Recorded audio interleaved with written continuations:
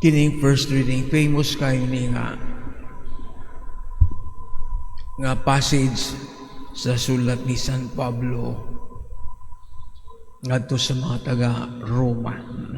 Ato akong basahan pag-usap ko. Kay very crucial kayo. Nasayod kita nga ang nadiha sa tanang butang nagbuhat ang Dios alang sa kaayuhan. Diha sa tanang butang nagbuhat ang Dios alang sa kaayuhan. No? Everything works out for good. Tanang mga panghitabo sa atong kinabuhi alang sa atong kaayuhan. Pero adunay kondisyon alang sa mga nahigugma kaniya. Alang lang sa mga nahigugma kaniya o sa mga taong tinawag sumala sa iyang tuyo. Ano sa man ang pasabot sa tinawag sa iyang tuyo? So, ang kondisyon sa ang mga panghitabo sa atong kinabuhi, kini alang yun sa atong kayuhan. So, walay malas, walay di malas, everything, walay di malas, walay, alang sa atong kayuhan. Bisan ka ng mga di maayong panghitabo, alang sa atong kayuhan, kun ikaw nahigugma sa Dios o misubay ka sa iyang laraw para sa imong kinabuhi. Kay nagsubay ka sa iyang laraw sa iyong kinabuhi, giplano na ang sa Ginoo ang atong kinabuhi. Kung musubay na adunay mga dili maayong panghitabo pero alang gyud na sa atong kayuhan kay giplano na sa Ginoo.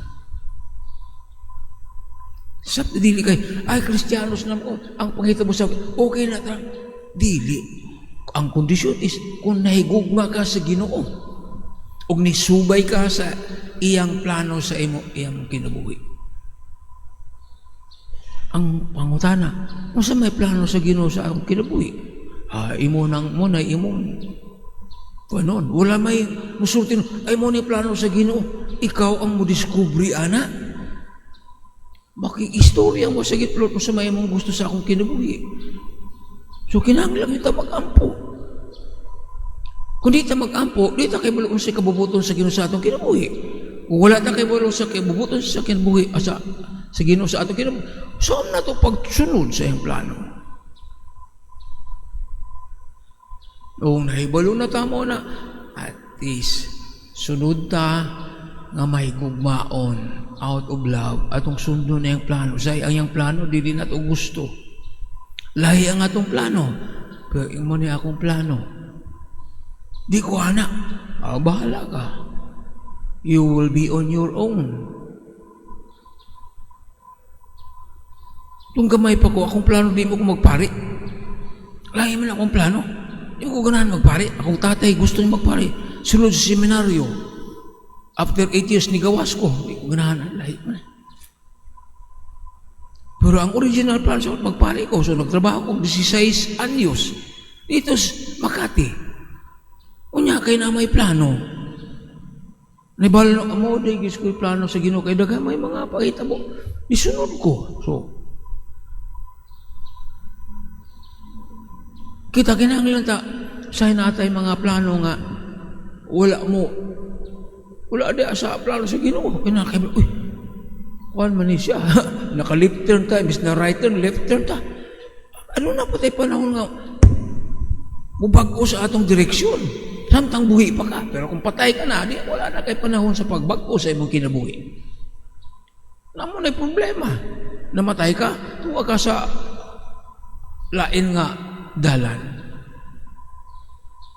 So, klaro kayo ang tanang panghitabo sa atong kinabuhi alang sa atong kay nga naman giplano na sa Ginoo. Kung musunod ta sa iyang plano o nahigugmata niya. So klaro naman siguro na, di ta magkumpiyansa nga, okay na, maayo ang atong ebanghelyo, nindot sa daon. Pero, aduna lang ko komentaryo na itong Cebuano nga. Cebuano nga. Lasay, naikulang ang Cebuano nga translation. So may gingon diri. Paningkamot ka mo pagsulod sa singpit nga pultahan. Panikamot sa sulod, pagsulod sa kay ang daghan ang musulay apan dili makasulod. Daghan ang musulay apan dili makasulod. Nganong di man sila makasulod? Wala na gibutang diri. Daghan gusto may langit, magbinuutan ko, magsimba ko. Pero di gapon ta may langit. Nga naman, sa English, akong masahon. Dako kayong diferensya, oh.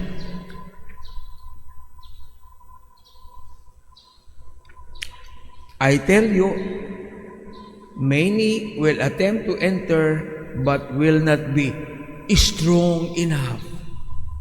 Lahi kayo sa Binisaya.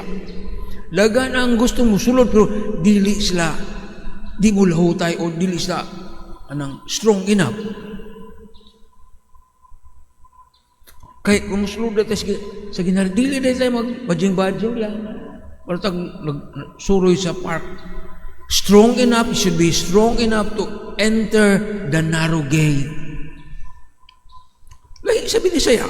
Kaya nga naman, sa may kong Isus, kung gustong sunod ka na ako, kalimti ang among kaugalingon. Kalimti ang imong kaugalingon. Deny yourself. Katong dili strong enough, walay political will, spiritual will, dili man pwedeng kalimtan ang iyang kaugalingon. Dili gusto magbago sa iyong kaugalingon.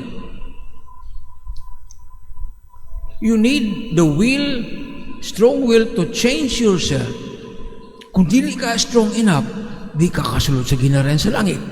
Kadua, pasana ang imong krus, adlaw-adlaw. Kung dili ka, wakay kusog sa pagpasan, sao naman tao na? Katulang mga spiritual strong ang kanya niyang mupasan sa krus, adlaw-adlaw.